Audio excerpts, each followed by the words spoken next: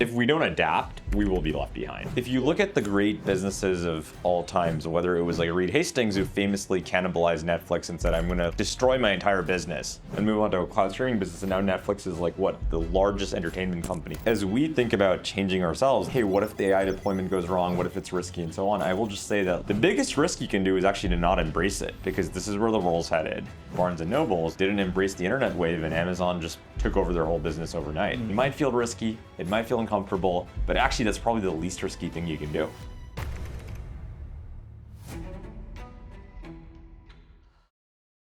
All right, ladies and gentlemen, welcome to another episode of FreightCaviar. We are here with the one, the only Bob Cruz, founder of USA Transportation and the trucking company and a brokerage.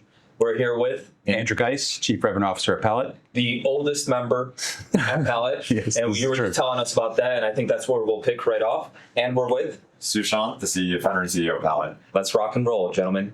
Okay, so what's it like being the oldest member working at Pallet? It's good. When I went through the interview process last year, basic thought process was there's a ton of smart people here. I haven't been around the block as many times as I had, but the fact that I had been around a block a few times would be helpful for them. So joined in January. That has been true. It's been fun to build with Sushanth and the rest of the team, and I do have 2 kids at home, so that makes it a bit harder. But they're pretty good. Balance it, because some of these guys, they stay in late night and they're hustling. And you're like, I've got kids. I'm in early, out early most days, and then I'll get back online around 7, and then usually Sushanth will call me around 9 when I'm getting ready for bed, and he's probably on his second wind of work. This is 9 p.m. 9 p.m. Wow, Yeah. That's what we've noticed actually in San Francisco. Everybody just grinds. Also, and just different. Yeah. Different. Yeah. like me coming from Charlotte, I feel like everybody just dips out at 5 o'clock and nobody wants to. But here, you guys are actually like changing the world, doing stuff that's actually. It is definitely at a fast pace. We've got people on the East Coast, so my day starts really early. I've got customers. Yesterday, my first call was at 6 a.m. Pacific with some folks in Singapore and Europe, and it just goes all day. But like we were talking about in the prep, the change of pace, both of the technology and in the industry trying to adopt the technology, is so rapid that if you don't run at that pace, you just can't. You can't keep up. Right. It feels like a race out here. It feels like a little bit of like you guys are about to invent something that's going to change the world, and all these companies, and you guys are you guys competing for talents too? I mean, I think that the interesting thing that is like, with talent, what we find is that if you have the smartest people, if you have like really smart people, so like some of our engineers like built companies before, some of them were like the team at Scale AI, which recently like Facebook bought for $30 billion. Like we have like a lot of the leading talent from Meta, Google, Scale. So if you're a really good engineer, you're like, what do I really want? I want to work with other smart engineers. Yeah. And you just join companies where there's a talent vortex. So like the biggest thing you can do as a founder actually is going to be counterintuitive. Is like hire extremely slow at the beginning. A lot of people have to go like, yeah, I grew my team to 30 people. And I'm like, who cares if the quality of the people is great? You go slow at the beginning. You create this bench of really dense talent. And then eventually you can go fast because everyone's like, I want to work at that company because, they have like really good folks. So like you really have to set that early bar extremely high. Like I think to hire the first 3 people at Pallet, we took 8 months. Oh wow, that's a long time. First 3 people at Pallet, it took 8 months. 8 months. But then the next like 10 happened in the span of like 6 months. Oh wow. You're saying move slow to go fast. 100%. That's like my general philosophy on like everything, right? Like people are like, yeah, the AI race, let's go extremely fast at the beginning. But I'm like, if you make those platform decisions wrong today, what we're seeing is that like companies that started like 2 years ago have already, or like even 3 years ago, already gotten disrupted. Like you look at the AI coding space, right? Like Claude Code didn't exist and none of the Codex didn't exist, but this stuff came and like some of those early winners are no longer early winners.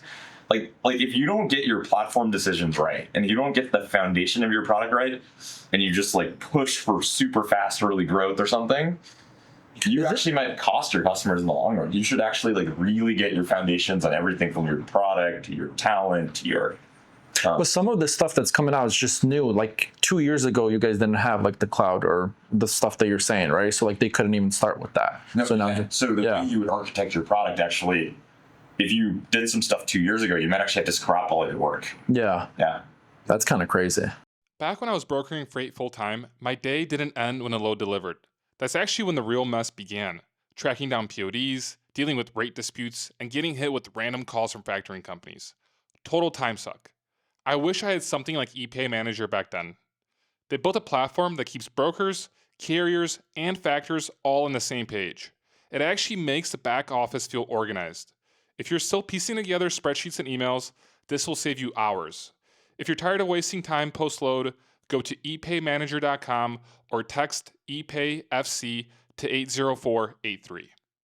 I love this because in a city, in a part of the world where everything's fast, it's overtime, it's hustle.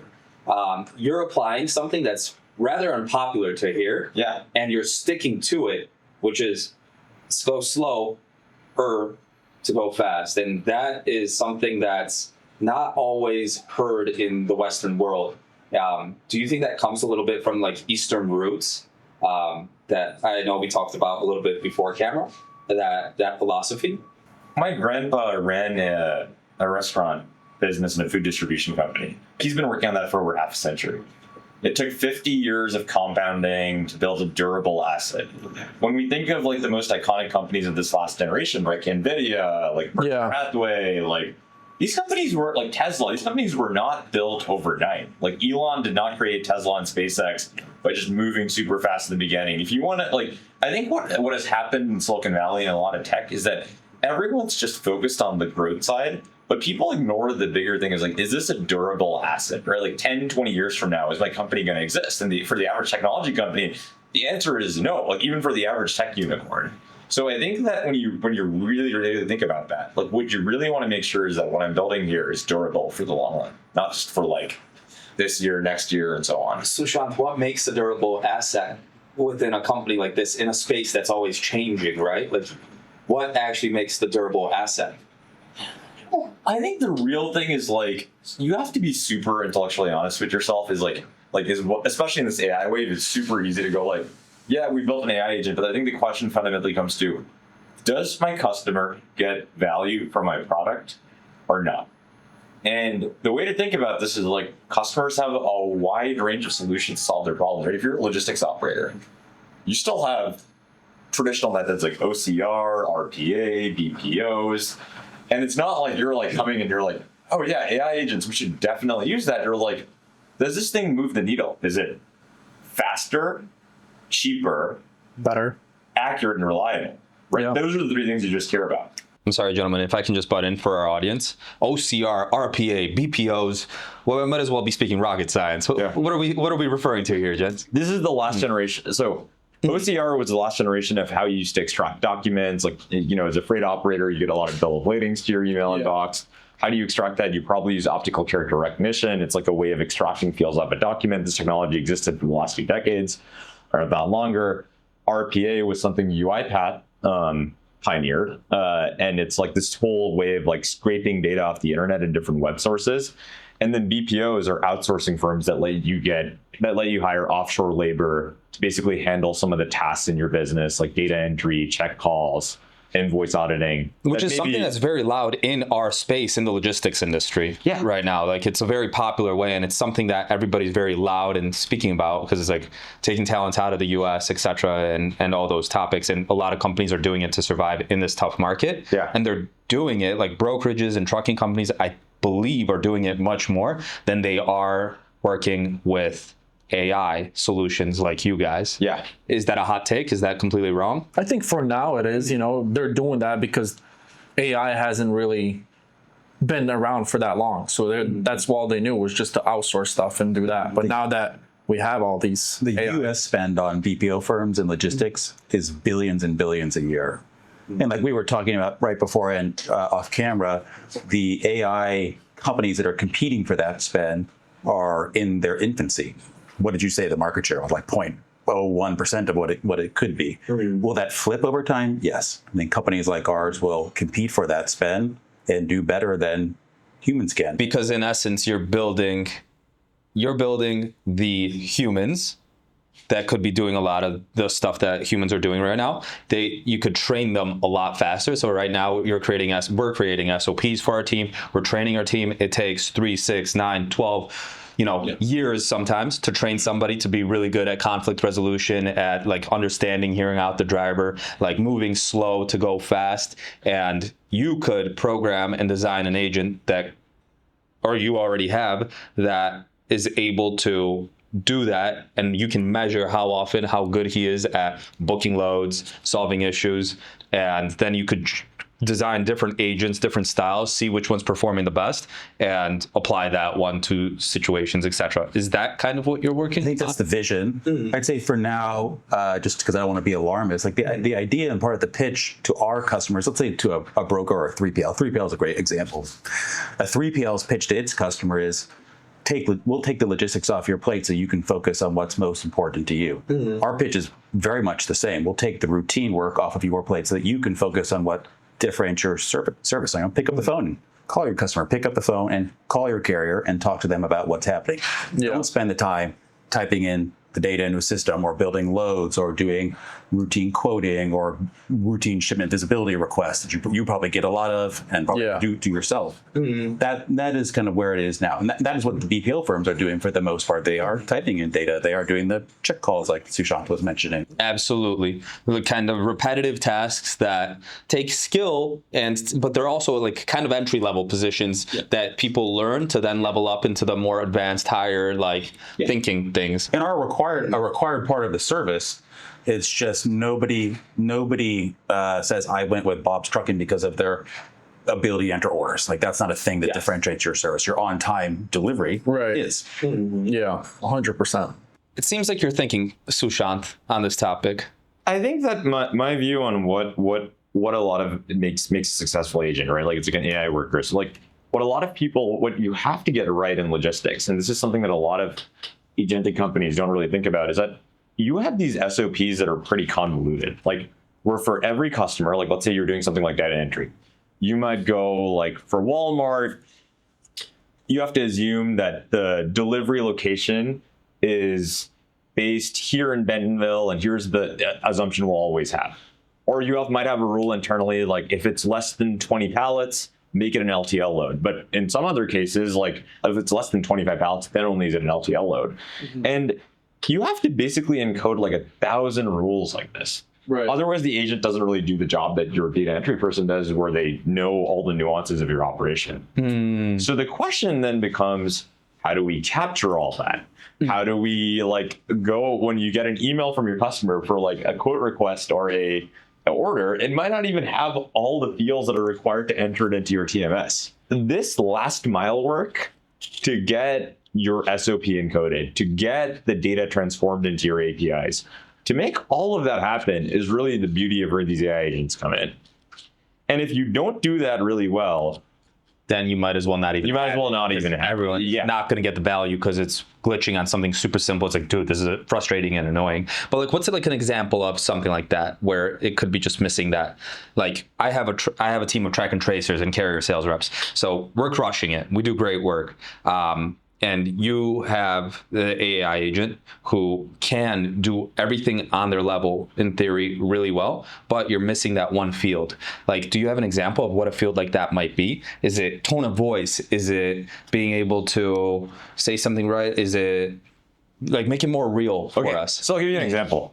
One of our customers is an intermodal carrier. Okay. And what they do is they'll send us over an order information. The order information sometimes, like the object doesn't have all the charges laid out, right? Like properly inside of the system. Now, if I go and I put this inside of their TMS without the charges and like my agent does the work as intended, it's useless because like you can't bill for that order. And then your team has to go back, look at the email, go reach out to the customer, put the charges in. And they're like, why did we buy this agent? Now I have to go back and do all this work over and over again that it's not really saving me time. Right. Like you're just adding more time. You're just adding more time because you have to like now go relook at the work the agent did, go and reach back out, and then you're like, okay, like I'm paying for this thing, I'm paying for my humans. It didn't really move the needle. So this is why getting that last mile portion of everything from getting all the fields that are not explicitly stated on the email body, capturing all of your SOP logic actually really, really, really matters. Today's episode is also brought to you by Genlogs. Genlogs is a nationwide sensor network that has collected nearly 2 billion real-time images on trucks. You might say it's crazy. Your competitor says it's game changer. See why all the top brokerages now use Genlogs to acquire new customers, source better carriers, and conduct deeper compliance. Book a demo today. It's like slinging freight on God mode. How far away from that, like percentage-wise, if you had to feel like to get those final little details in, is that something that you think is like months away, years away? I think we're already there. Yeah. I think this is Today. Yeah. Those little details are there today. We're already there. And this is part of why I said, So forget about your outsourcing, you know? Should I change business models? You know, I'm actually, the more time I spend here, the more time I'm like, ooh, I got to reconsider the future of my business, and I got to talk to my team. What can we be doing now differently, you know, to stay relevant in a year and 2 years and 3 years? And I hope you guys can help me solve that question too. You could use Pallet, you know, and get... Use Pallet, but So- I need to learn more first. I kind of wanted to go back a little bit. If you can just kind of tell about your story, how you guys started, you know, how you actually came up with the name and what made you do it. Why'd you want to start this thing? so my general philosophy in life has always been two things. Go pick the hardest thing to go work on or the most uncomfortable life experience and go where other people do not look. So I'll give you 3 examples of my life where I did this. The first example was when I was in 6th grade, I told my parents I'm going to send myself to boarding school to be close to my grandparents. Wow. So I went to, and this was boarding school in India. I was in the Bay Area. My parents thought I was crazy. I was like, I'm going to do it. I'm just going to go to boarding school in India. Wow. And that experience, I went to this military boarding school. I built a lot of grit.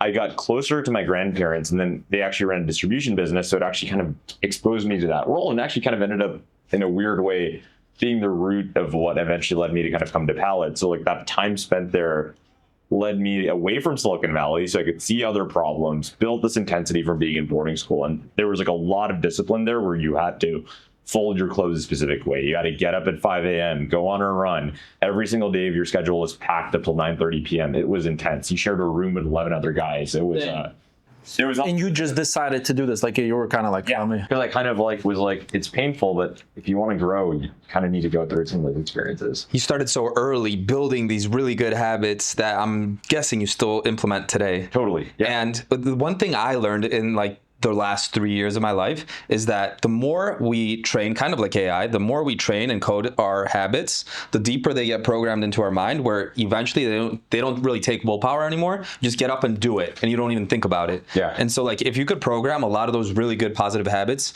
into your days, like effectively, like I wake up, I like stretch, I do yoga, I fold my bed, I drink water, I read a little bit of a book, and like you just grind in these amazing habits, and you could do it very quickly and efficiently within like the first 2 hours of your day. Then like boom, you're like a machine that's winning and well oiled and a really great engine. Yeah. And like you started doing that in 6th grade. Yeah. Like, wow, that's a head start if you have really good habits at that age. And then you were also living with your grandparents who have to have amazing habits because they're running a distribution facility and a business. And I bet the lessons and the wisdom you gained from that and the observations. Yeah.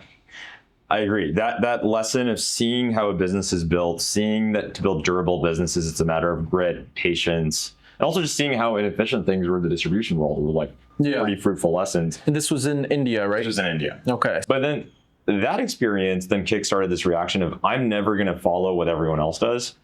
I'm always going to be the person that looks at makes unconventional decisions, and I'm always going to go for the toughest thing. So as you know, I was studying AI and computer science in Columbia, but all of my peers were like, let's go work at Facebook and Google. But there was a company that was, again, building internal tools and efficiency. They sold software to developers. And I was like, I'm going to go join the sales team. And like, how many engineers really go do that? And the idea was like, I had this whole idea that like, if you want to be good in the business world, you actually need to know how to sell stuff. And you need to know how to like make sure you can understand how to figure out what the customer really cares about. Yeah. So all of a sudden I had this technical background, and then I got to work with some of the largest logistics providers like Anheuser, like supply chain providers like Anheuser-Busch InBev, ShipBob, Flexport, and really partner with them on workflow automation. So as a salesperson, I got firsthand viewpoint into how does the logistics world work? How do I talk to customer value? And that's where, again, I saw a ton of inefficiencies in all these areas like customs filing, shipment visibility, and so on. And that kind of continued to build my conviction that I probably want to start a business here.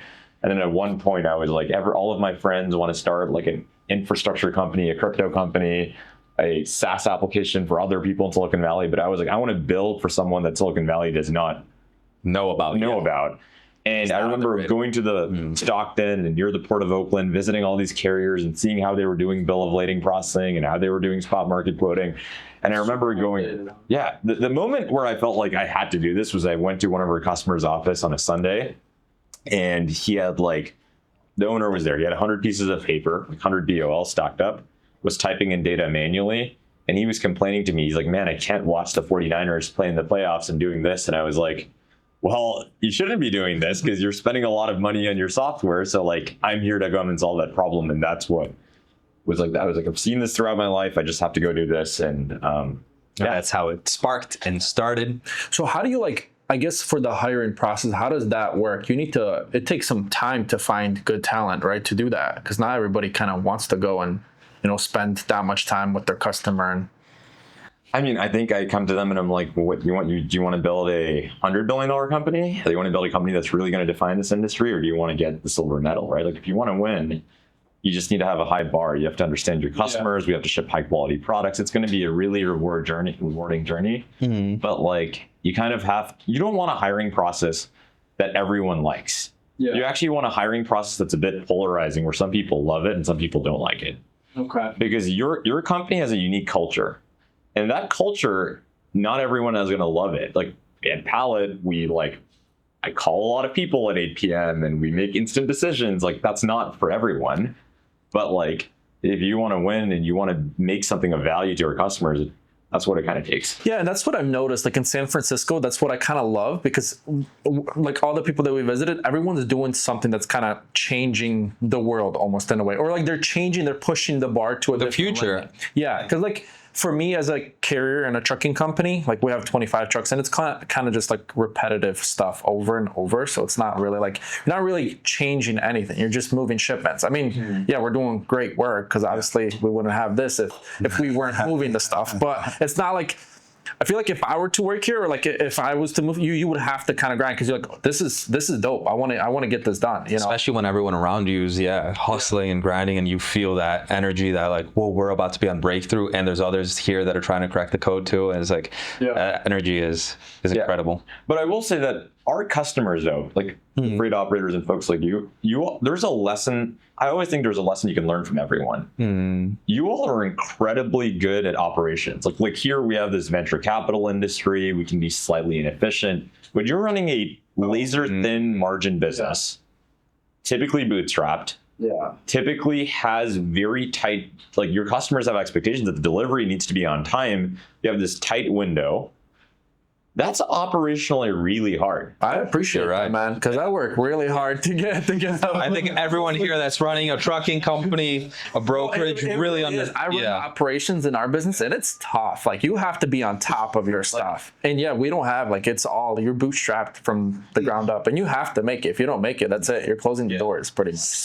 Slim like room for error. That's why we hire operations people not from Silicon Valley, but from the logistics sector, because you guys are actually much better than we are here at it. Like it's kind of like, I think this is what people if you only hire talent from Silicon Valley, you're going to lose this whole customer empathy piece. The best teams are actually very interdisciplinary. Like you want to bring in the ops folks that understand the industry, that know how freight works, that get the internal operations, because they'll actually help you build a better product, resonate with the customers, help make sure the deployments go smoothly. They'll actually understand a bit of the SOPs already. Like this is important. That I think I fundamentally believe that too much Silicon Valley talent in a company like ours is actually a bad thing.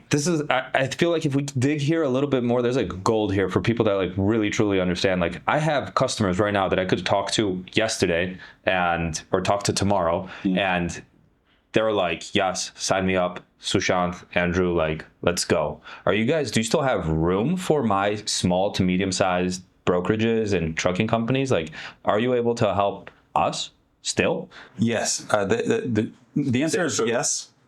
But if you all of a sudden float 1,000 customers to us, it's going to take us some time to get through them. Yeah, you're growing fast. How many people are you hiring right now? Well, we were growing quite a bit, and post a lot of the Series B that we raise is both for engineering, like Sushanth talked about, and the post sales work that we do. Actually, sales will be a very small part, I think, of our company going forward. But I think the tricky thing with implementation, if we rewind 20 minutes into our conversation, and Sushanth was saying that the ability to ingest SOPs is here today. That's true.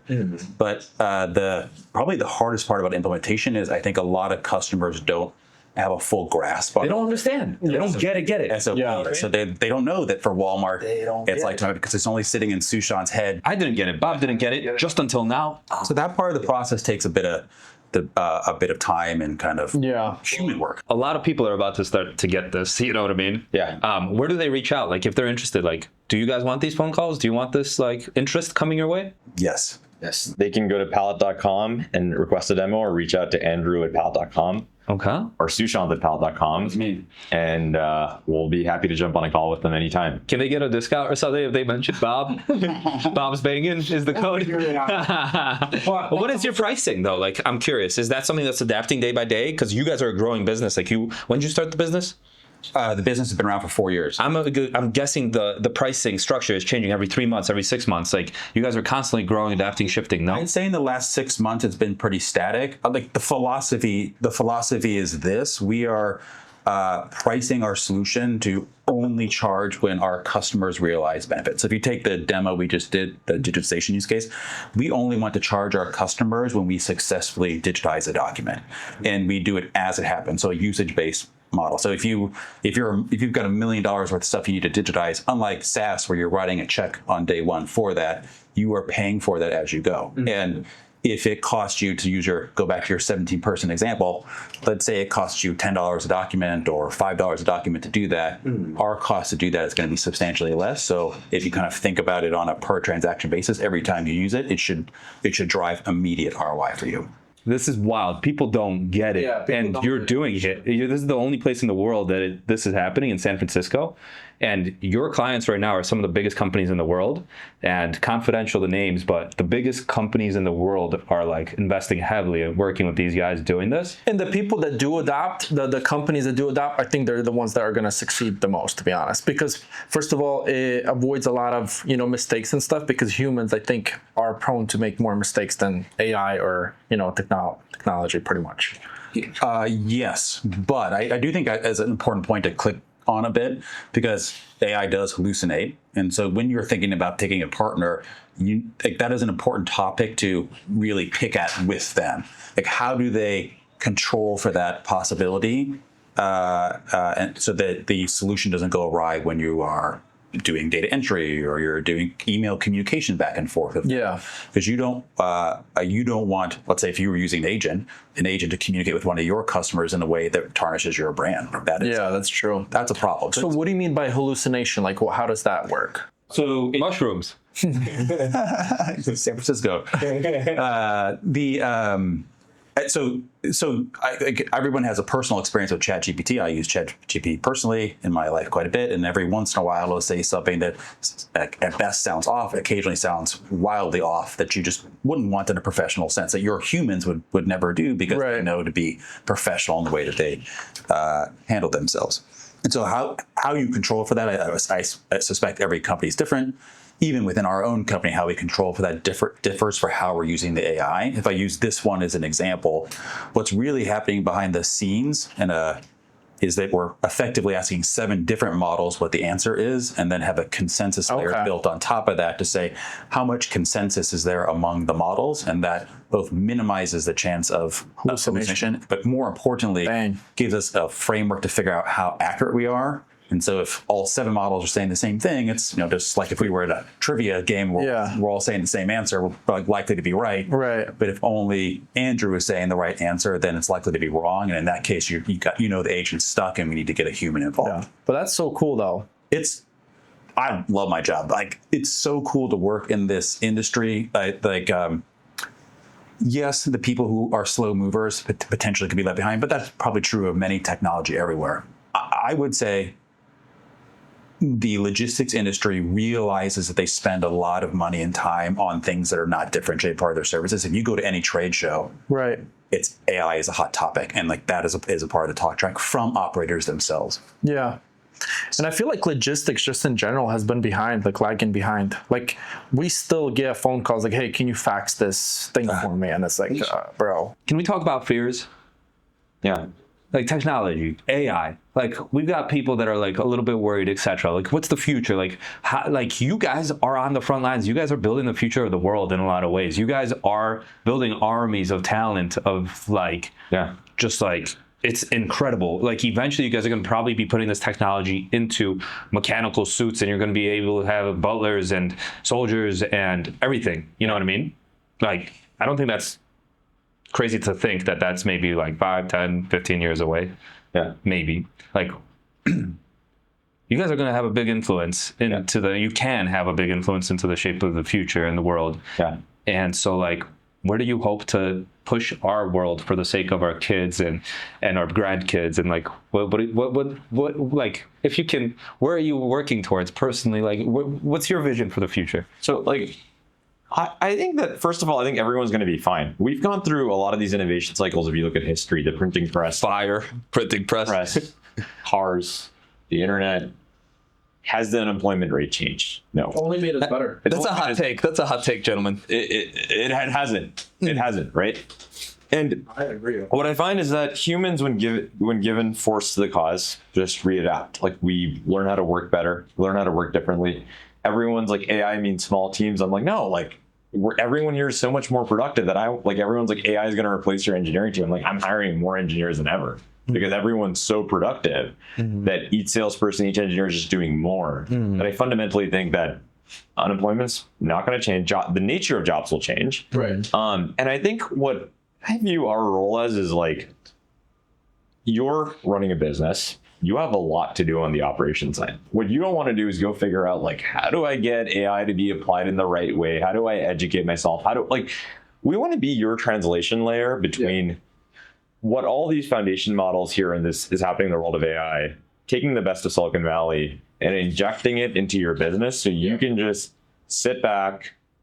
I would love to make a clone of myself, you know, like if an AI can do what I can do, like kind of if I could train it up and even improve it, because I know what my flaws, and I feel like AI wouldn't really have flaws. Like you could just kind of. If I could bring your clone and you called it Bob Bangs, I would want him in our operation for sure. So like that's how I view it. I feel like, I mean, for some people, I guess it depends on the person, right? Like if you believe in it, if you think you could train it and like go that route, then it will happen. But the people that are kind of just not gonna adapt in it, they're not really gonna. So you gotta go with it. But I don't think AI can ever fully replicate what you can do. I think it will, like, the part about the human relationships, the in-person touch, like when you go out and you're selling a client or when you're going out and really showing empathy to your drivers. Yeah. Like that human touch piece is just not going anywhere. Like there's a human touch element, but what it can do is it can free up your time from it can maybe even do a better job of you of all the admin stuff that's going around your day, right? Like you get into your office, you're responding to all these emails from your customers, you're like looking at all these quote requests, you're like handling all these billing issues, you're calling your drivers and checking on them for being late. Imagine a world where you just didn't have to do any of that stuff and someone's doing it for you much better than you. It's almost like you're like 24/7 chief of staff that's super low cost. It's getting all this stuff done for you. And you're like, man, my job now is really cool. I just get to go work with enterprise clients. I get to think about what's my next act for my business. I get to just have a lot more time to be creative and work with people. And I think that makes all these jobs so much more fulfilling. I actually think, like, imagine if like you took away all the mundane operations away from the logistics world. Like then hiring people into logistics would just be so much fun. Like everyone would be like, it would be easier for you to go and recruit people because you're like, your job here is just really helping shape how we're moving stuff around the world. Right. I also think that I think that the first thing is like we can certainly do a lot of these things today. Like most companies are just touching the surface of what they can do. And I think like I suspect in the next year we will see some of these freight companies, the early innings of it, just fully having an AI workflow on every single aspect of their operation. I think it's coming. I think it's just a matter of people getting more comfortable. Today's episode is also brought to you by Control Chain. Struggling to find loads? Control Chain offers a cost-effective solution for carriers to secure more freight contracts with reliable shippers. Plus, you get a free tool that automates tasks like managing order details, updating customers, and sending PODs. Say goodbye to spreadsheets, emails, and phone calls. With Control Chain, you can manage everything on one platform, from planning and execution to getting paid. Sign up at controlchain.com and start receiving loads today. Yeah, and I think the people that do adapt to it are going to be the ones that are going to be like ahead. So what are the skills? What are the strengths that like somebody like that should have? Like, where should they learning? What should they be studying? If you're like somebody like Bob, like, should he be watching memes during his free time, or should he be reading books during his free time? Should he be hopping on like blogs, learning about FTEs? Should he be like, you know, Like, what should he be doing with the extra time he has? yeah, to study more up and to like to start, do this? to start his AI journey, you're saying? Yeah. Is it to start his AI journey to create exactly what you just described? Work with Pallet. You just start calling Pallet and doing daily meetings. I mean, you can do that. I'd say another way to think about it is what problems are in your business that fit into the description that Sushanth just talked about, so that you have a sense of your real business problems. Like if you come to me and say, hey, I want to do AI, Right. not that I can't work with you on that. And we can It's like, find what's the daily task that tell AI can take? tell me what's important to you that is taking up a lot of your team's work that's not a differentiated part of your service. Great. That's a real problem that if I solve that for you, it's going to help you be a force multiplier for your business. Like, then we've got something to build around. Yeah, makes sense. Yeah, documenting. I think the main thing that I think will help you for this transformation is document the work that you're doing. Like have your SOPs ready. Like much like you have to have this for new employees you want to hire, have it ready for our agent. So have your SOPs ready. Make sure we can plug into your internal systems and have your APIs ready. And then after that, it's like if you get those two steps right, implementing AI is as easy as like sipping a pina colada on it. So that's where I think it's going to be super hard, because I feel like all these smaller trucking companies or smaller brokerage, they don't have that.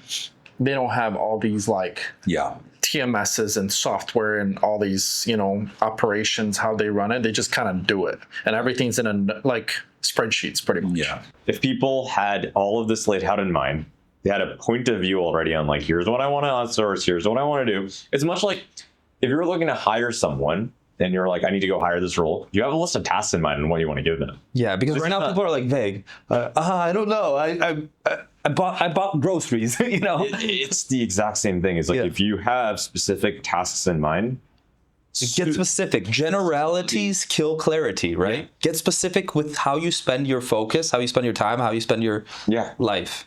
And once you do that, the AI implementations become way easier because you have a point of view.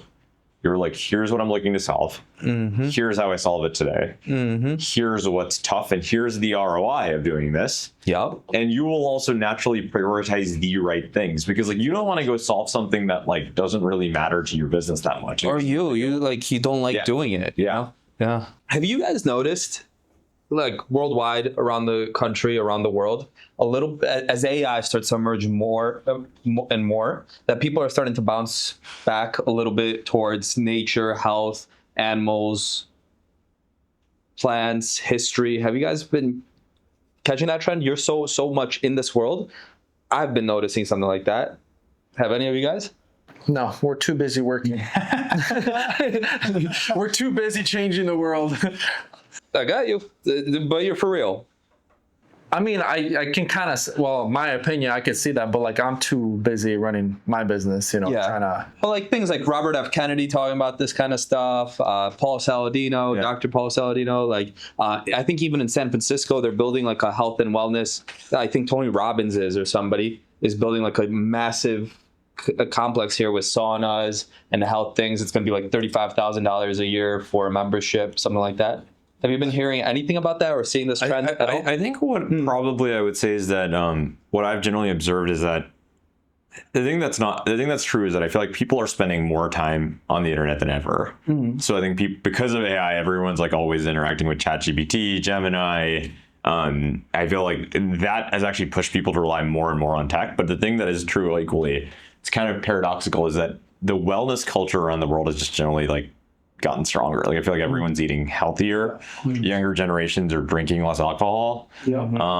They're paying attention to what's in the They're paying attention to healthier ingredients. Like for example, like at Pallet, like no one has ever. I've never seen anyone order like fast food like McDonald's or Chick-fil-A or anything like that. Wow. Inside our office. Like, people prefer really clean eating. Mm-hmm. So that is good. You. Yeah. So you are noticing a little bit. I'm noticing a big health trend. a big health trend. Yeah. You're noticing the sauna trend, Yeah. No. A cold plunge trend. cold plunge trend. Yeah. Yes. A lot of ancient history and health and things like that. And it's interesting to see as we go so far into the cold robotic AI world and sci-fi, we're also getting pulled so far back into history and our roots and like the trees.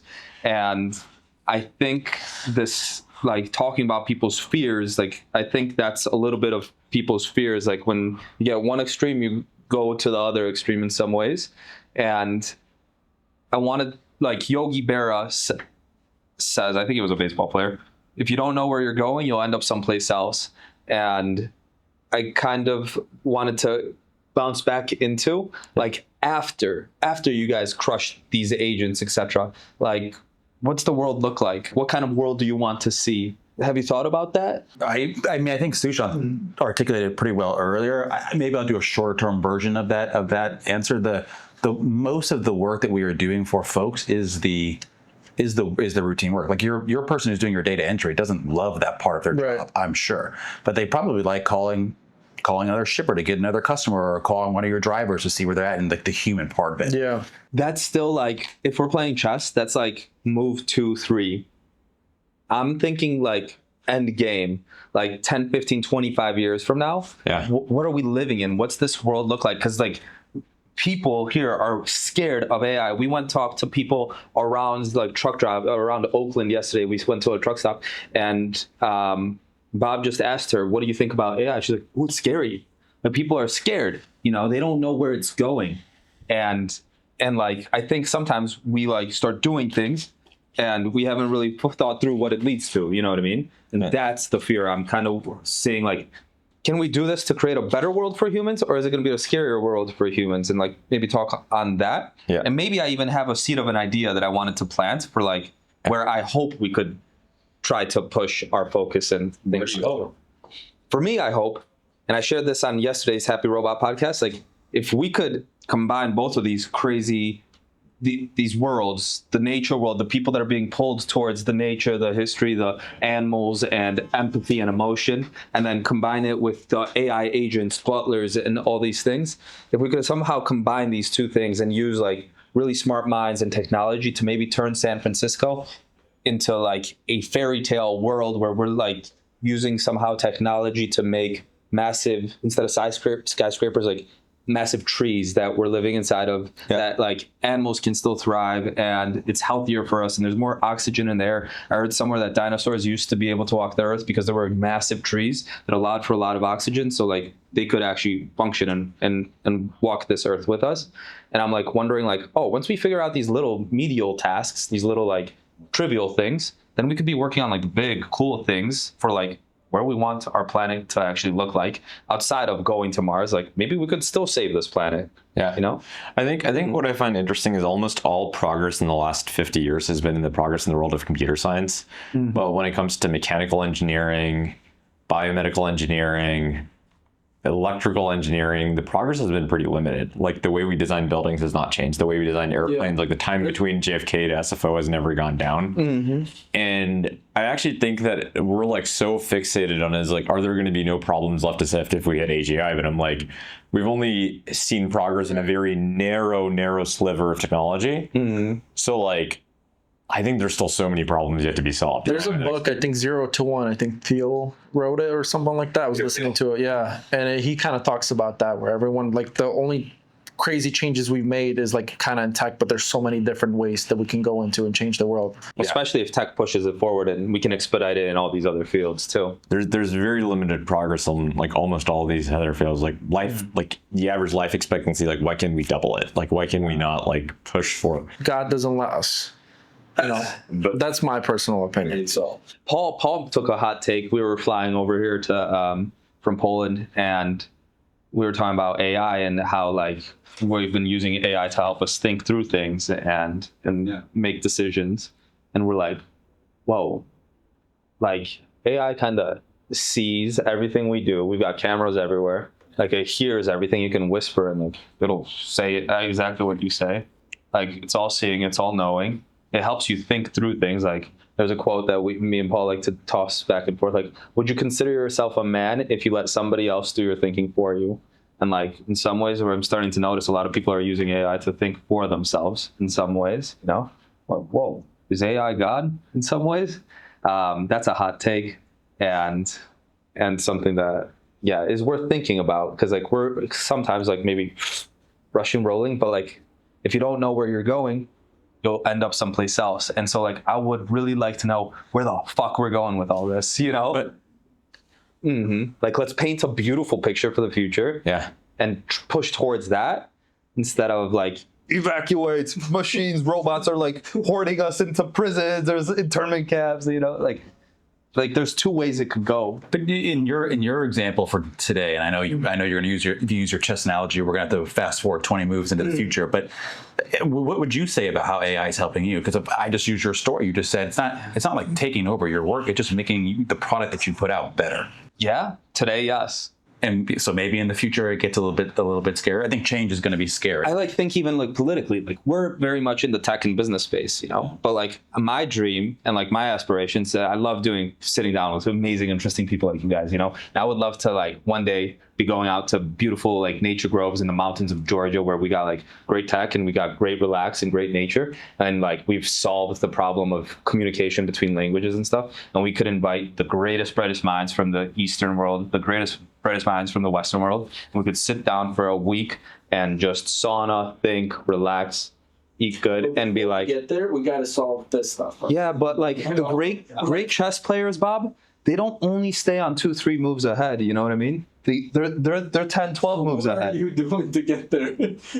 I'm sitting down with you guys here today and planting the seed in your thought, in your mind, so that like, hey, like politicians, like if we could be sitting down with politicians, like we got to be thinking about this, where we're going right now, so that we don't just blindly like end up in a bad situation where like some crazy guys like, okay, let's implement this and take over the world. You know what I mean? Yeah. I think from my side, because you're about to take over the freight market. No, how I see Charlotte like market. It will depend on the people, and the people that are a little bit smarter and open, they will accept AI and it will help them. But obviously the people that want to kind of use AI to ruin the world, they'll try it in their power to ruin the world. So I mean, yeah.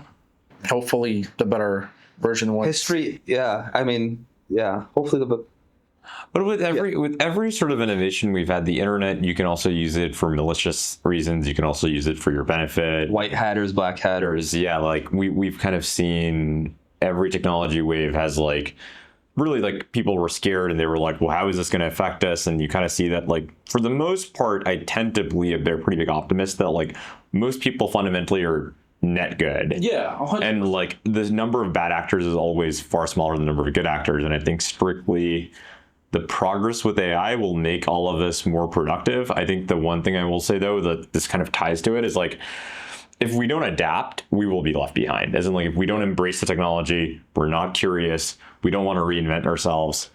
That's what ultimately like makes you prone to like and that's the oldest law of this world, like the law of evolution in nature, right? If you don't adapt, so sometimes I think this is also something I'll leave like as a lot of the freight operators with. Sometimes the biggest risk you can take, especially when you consider all this, like, do I implement AI or not, is not taking any risk.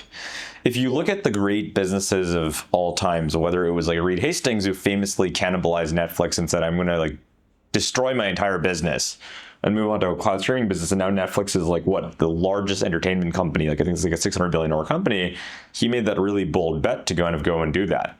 And I think like, as we think about changing ourselves, like it's like, hey, what if the AI deployment goes wrong? What if it's risky and so on? I will just say that like the biggest risk you can do is actually to not embrace it, because this is where the world's headed. everyone in any wave of technology, you kind of ignored it.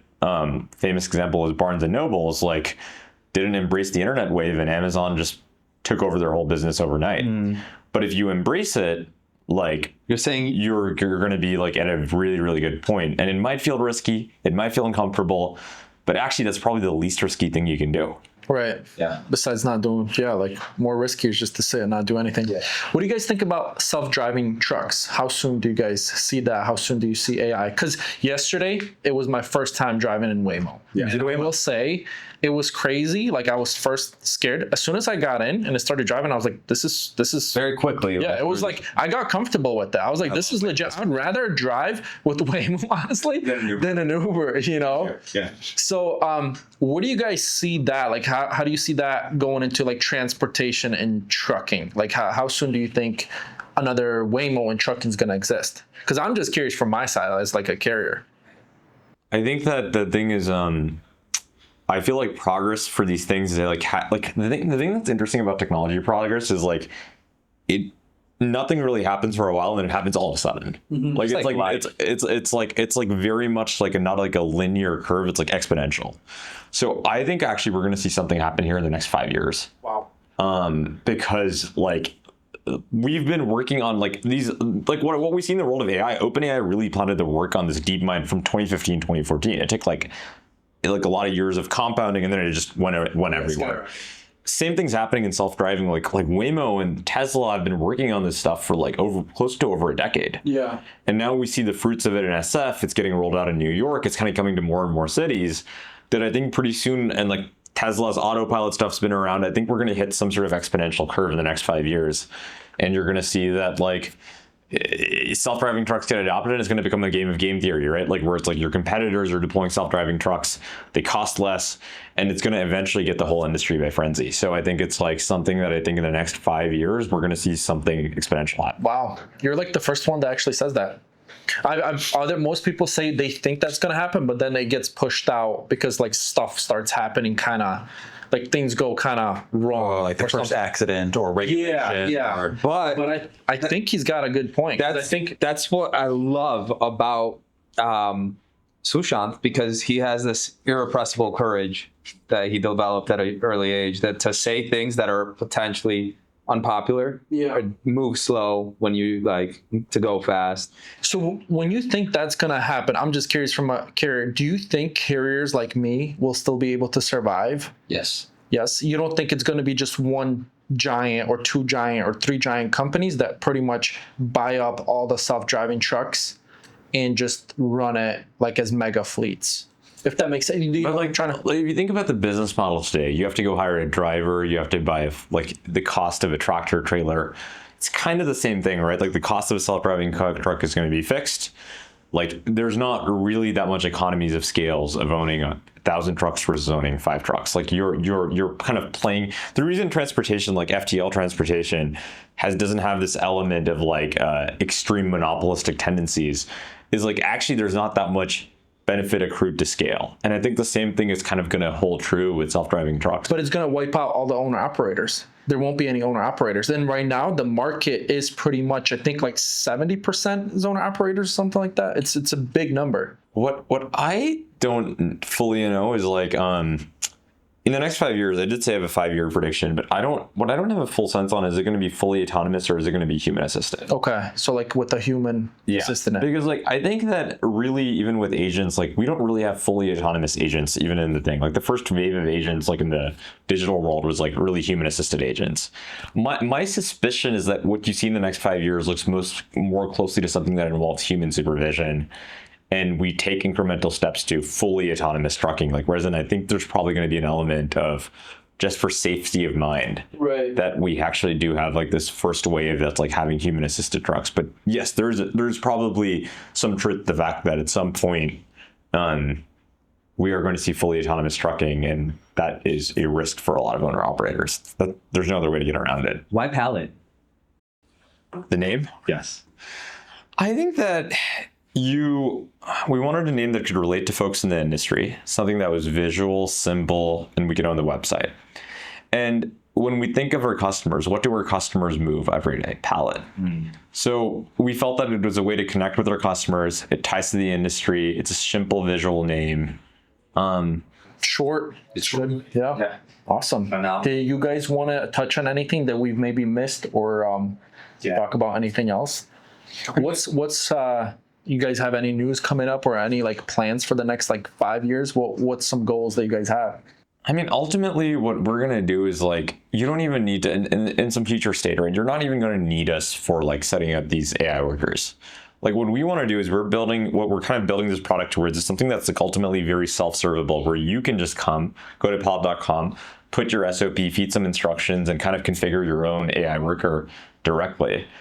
And you're good to go from there. Like you don't have to even like reach out to a salesperson in the future. Like you can just directly go and do it. Obviously the big enterprises teach it what you want to teach it, right? Yeah. And then the big enterprises still are obviously going to need the human touch and so on, but we want to make this product ubiquitous, accessible to anyone, so that even smaller like 5-person trucking shops can just go and set up their own agent really quickly.